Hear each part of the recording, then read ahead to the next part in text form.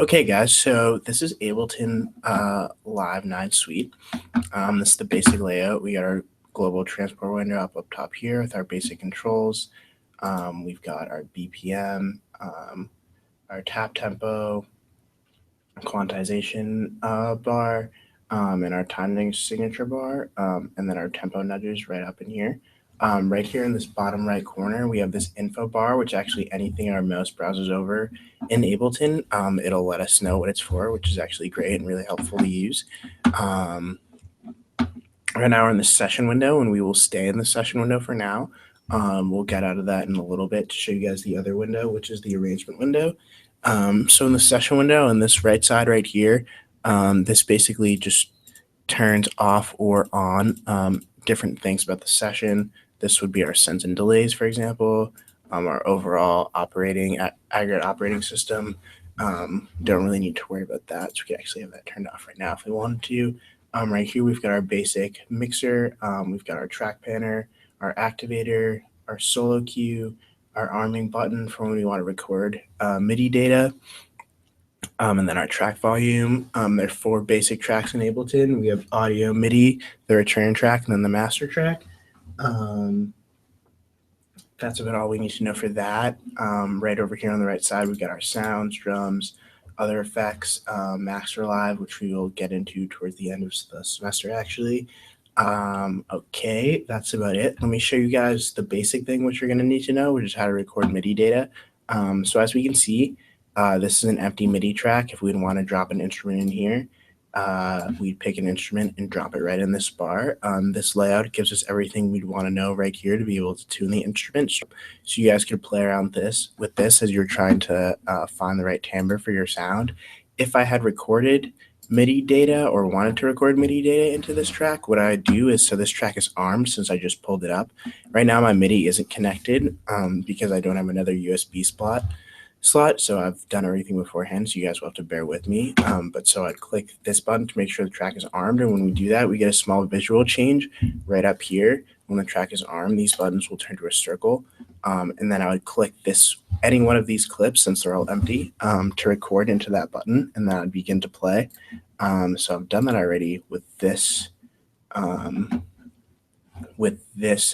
MIDI instrument, and so on the bottom right side, I'm going to go from my clip selector view to from my device selector view to my clip selector view, so I can actually look at these notes. So these are these notes right here, which are mapped onto my MIDI keyboard. Here are ways I can edit the actual instrument, and if I want to edit any of these notes, there are a few things we can do.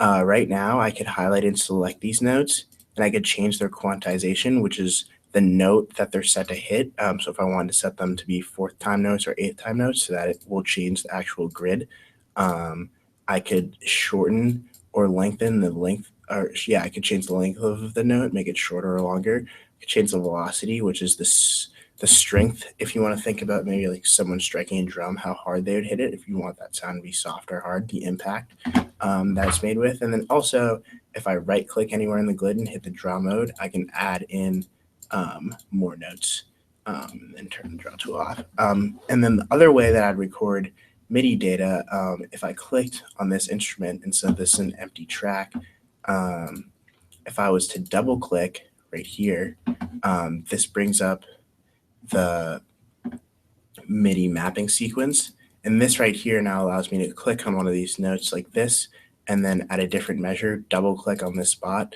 and add in that note. And so that is another way that you can map and sequence. And this is really helpful, especially when you want to build drum patterns. All right, so that gets us through MIDI sequencing. And this gets us through most of what we'll use the session window for. Now I'm going to show you guys the arrangement window to quickly show you guys some clips and then a little bit about automation and effects. And so if we click right here on this right side, this now takes us into the arrangement selector. And so if you guys see right here, I've already got some clips in an audio track. And so this arrangement window would be for more when we'd be piecing parts of a song together.